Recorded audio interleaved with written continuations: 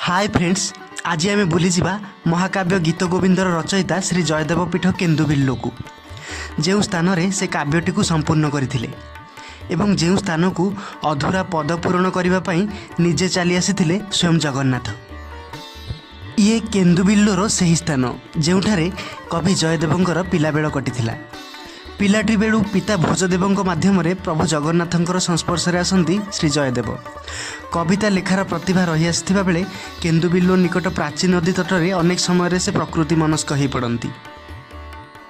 गीत गोविंद हेउछि श्री जगन्नाथ संस्कृतिर प्राणकेन्द्र। गीत गोविंद न शुणिले प्रभु जगन्नाथ खाआंतिनी। एपरिकी तांकर बसन रे मध्य गीत गोविंद लेखा जाए। एथिरु जणा पड़े गीत गोविंदर महात्म्य केते।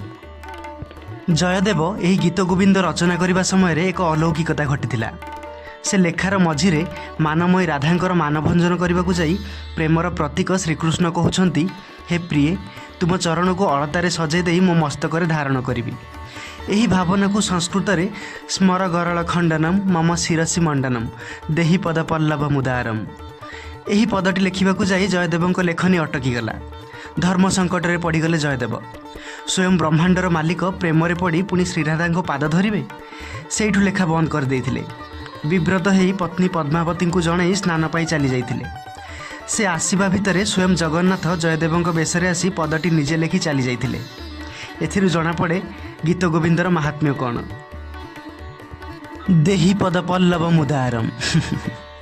गीत गोविंदर लालित्य एते जे दिने रत्न सिंहासन छाड़ी बाईगण कियारी गाउथिबा एक वृद्धार स्वर शुणा धाई आसी श्री जगन्नाथ। बाईगण कंटा लगी चिरी जाइथिला प्रभुंकर श्रीअंगर पीतबसन। आज एतिकी। आम जगन्नाथ संस्कृति विषय अधिक जानिबा पई चैनल टी को लाइक शेयर और सब्सक्राइब करंतु। धन्यवाद।